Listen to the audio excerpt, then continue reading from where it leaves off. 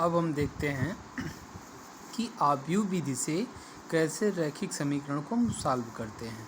कोई भी रैखिक समीकरण है उसको उसमें एक्स वाई जेड या जो भी उसमें वेरिएबल हो, उन वेरिएबलों का मान हम आव्यूह विधि से कैसे निकाल सकते हैं, और ये आव्यूह विधि आपको सारणिक में मिलेगी। ठीक है ना।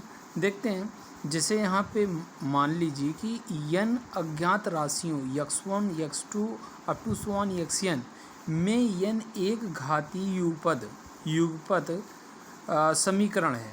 ठीक है ना। कितनी चर राशियाँ हैं, कितनी चर राशियाँ हैं, n चर राशियाँ हैं। ठीक है ना।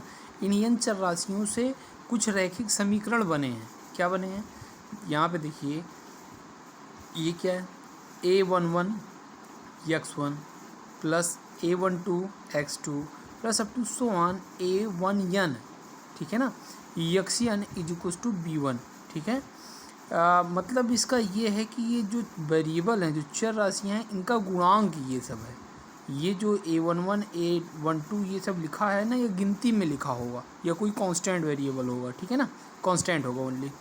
अब यहाँ पे देखिए दूसरा वाला, यहाँ पे a21 x1 plus a22 x2 plus up to plus a2n xn is equals to b2 है। ठीक है ना। इसी प्रकार कंटिन्यूम जाते जाएंगे तो एक यनवा जो आएगा समीकरण, वो क्या है, an1 x1 plus an2 x2 plus up to ann xn is equals to bn। ये इतने समीकरण आपके पास हैं। इन समीकरणों को हम सॉल्व करके x1 x2 x3 का मान कैसे निकालें। ठीक है ना। तो हम देखते हैं क्या कि ये जो आपके समीकरण लिखे हुए हैं, इनको हम आव्यूह विधि में कैसे, आव्यूह रूप में कैसे लिख सकते हैं। तो देखिए, ये जो आपका क्या कहते हैं समीकरण था, इसमें जो चर हैं उनका जो गुणांक है, यहाँ पे हम आव्यूह में लिखेंगे। देखिए, इसका a11, इसका a12, इसका अप टू a1n तक गया है, तो यहाँ पे a11 a12 up to a1n तक गया है। ठीक है ना। इसी प्रकार दूसरे समीकरण का भी a21 a22 up to a2n, इसी प्रकार सारे समीकरण का हम लिख डालेंगे। ठीक है ना। गुणांक, चर राशियों का जो गुणांक है वो पूरा लिख डालेंगे, किसमें, रोज़ में। ठीक है ना। अब देखिए, यहाँ पे जो चर राशियाँ हैं वो सभी में सेम टू सेम होंगी। उनको हम कैसे, कॉलम में केवल एक, जिसमें एक कॉलम है लेकिन पंक्तियों की संख्या n है। ठीक है ना। कितने भी पंक्तियों की संख्या हो सकती है, 1 2 3 4 कुछ भी, लेकिन जो कॉलम होता है वो केवल एक ही होगा। ठीक है ना।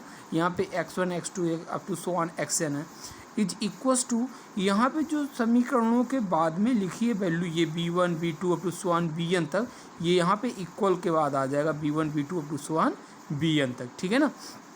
अब देखते हैं इसको हम सूक्ष्म रूप में कैसे लिख सकते हैं। इतना बड़ा हो गया है, n पद हैं इसमें, इसलिए इसको सूक्ष्म रूप में लिखने के लिए देखिए, हम ये जो चीज़ है इसको a मान लें, और ये जो क्या कहते हैं आव्यूह है, इसको हम x मान लें। बराबर में ये जो है आपका अगर b मान लें, तो इस पूरे को हम लिख सकते हैं ax बराबर b लिख सकते हैं।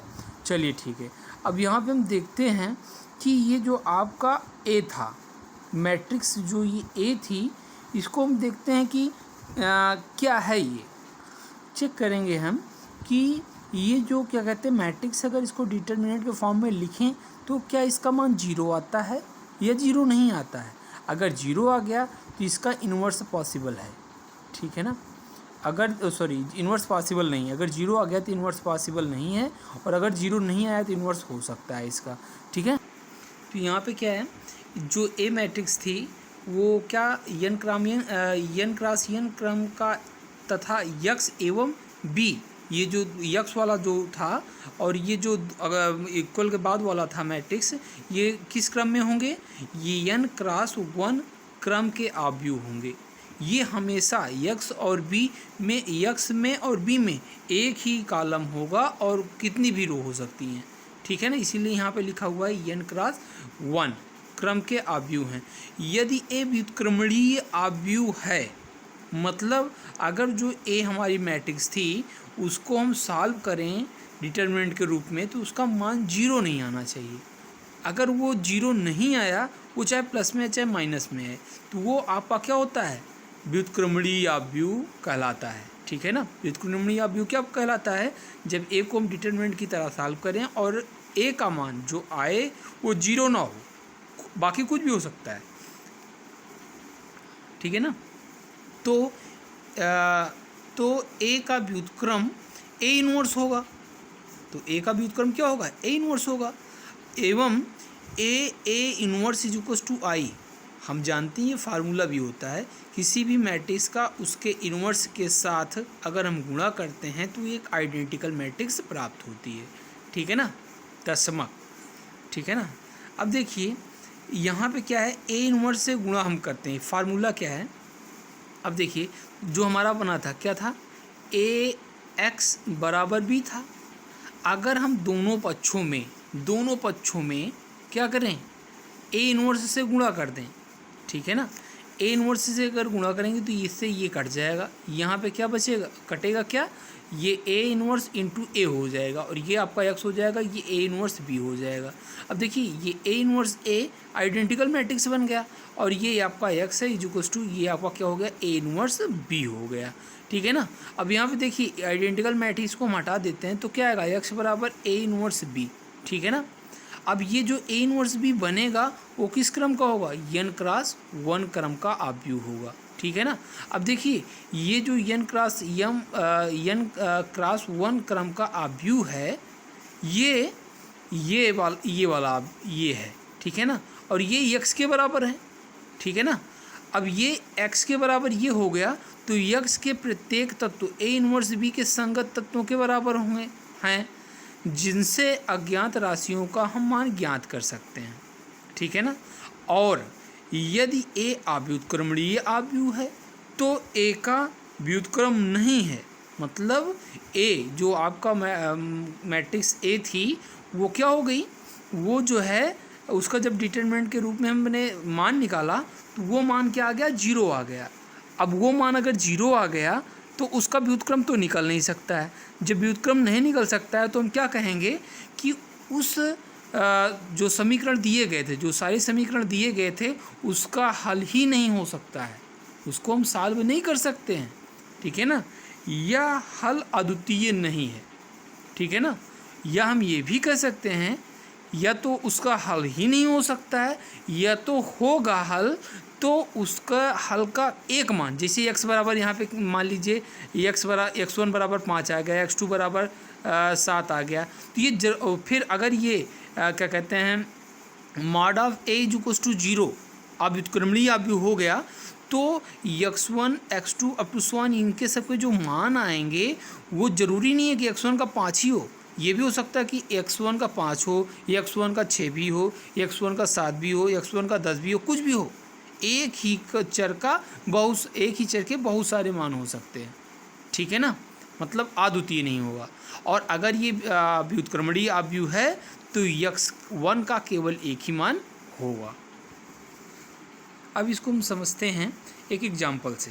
जैसे यहाँ पे देखिए, यहाँ पे कुछ समीकरण दिए गए हैं और उनसे कहा गया है का हल अवयव विधि से ज्ञात करना है। इनका हल जो है एक्स वाई जेड का मान जो निकालना है वो अवयव विधि से निकालना है। तुम कैसे निकालेंगे, देखिए यहाँ पे जो सारे गुणांक हैं उनको हम यहाँ पे लिख लिए। देखिए एक्स का गुणांक 2 था, वाई का गुणांक 1 था, जेड का गुणांक 1 था, तो हमने ये सीरियल रो में लिख लिया।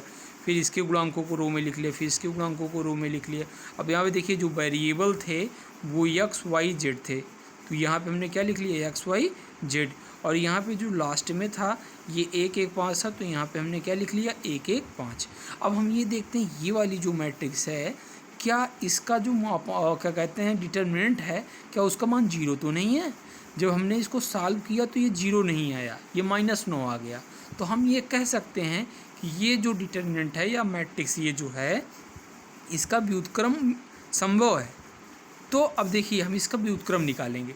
अब देखिए हम ए का व्युत्क्रम निकालेंगे तो ए इनवर्स बराबर क्या होता है, ए इनवर्स हम निकालना जानते थे, पीछे पढ़े थे। तो यहाँ पे उसका ए इनवर्स निकालेंगे और इसके बाद यहाँ पे ये इनवर्स लगा दिए, ठीक है ना। अब देखिए हम एक फार्मूला लगाते हैं ए इनवर्स निकालने के लिए। ए इनवर्स क्या होता है, adjoint of A upon mod A. तो ये क्या हो गया, 1/-9 और उसके बाद ये एडजॉइंट ए निकाल लिए। अब इसका मल्टीप्लाई कर दिए, इसमें इसका क्या कर दिए, मल्टीप्लाई कर दिए। ए का जो ये ए इन्वर्स आया, ए इन्वर्स बराबर यही होता है, और इसको जब हमने सॉल्व किया तो ये आपका आंसर आया मल्टीप्लाई करने के बाद, तो ए इन्वर्स आ गया। अब हम क्या करते हैं, हम सीधा फार्मूले में चलते हैं। तो फार्मूला हमारा क्या था, हमारा था ये A X is equals to B था, यही तो था, ये फार्मूला था A X is equals to B. तो यहाँ से एक्स बराबर क्या हो जाएगा, एक्स बराबर हो जाएगा, ए उधर जब जाएगा तो ये ए इन्वर्स हो जाएगा और इनटू में भी हो जाएगा, ठीक है ना। अब देखिए हम इसको आगे कैसे सॉल्व करते हैं। तो ये आपका क्या हो गया, फार्मूला, यहीं से निकलेगा सारे चरों का मान। अब यहाँ पे देखिए कि ये एक्स वाई जेड बराबर क्या हो गया, ये वाली पूरी चीज़ आ गई। ये वाला आपका क्या था, ये आपका ए यहाँ से लेकर यहाँ तक ए इन्वर्स था। ये आपका क्या था, ये आपका बी था, बी वाला जो डिटरमिनेंट बाद में निकला था ना। अब देखिए इसको जब हम सॉल्व किए तो हमारा क्या आया, 1 - 3 और 2 आया। अब देखिए इसको इतना बराबर अगर इतना हम करें तो यक्स के सामने 1 है तो यक्स बराबर 1 हो गया, वाई के सामने -3 है तो वाई बराबर -3 हो गया, जेड के सामने 2 है तो ये जेड बराबर 2 हो गया। अच्छा ये सामने सामने नहीं, ये संगत मान है। देखिए संगत का मतलब क्या होता है, जैसे ये हो वैसे वो भी हो, संगत है। मतलब यक्स ऊपर लिखा था, पहला रो पहला कॉलम, तो पहला रो पहला कॉलम ये दोनों संगत हो गए, बराबर हो गए। तो यहाँ पे ये आपका बराबर, ऐसे यक्स का मान, वाई का मान और जेड का मान निकालते हैं।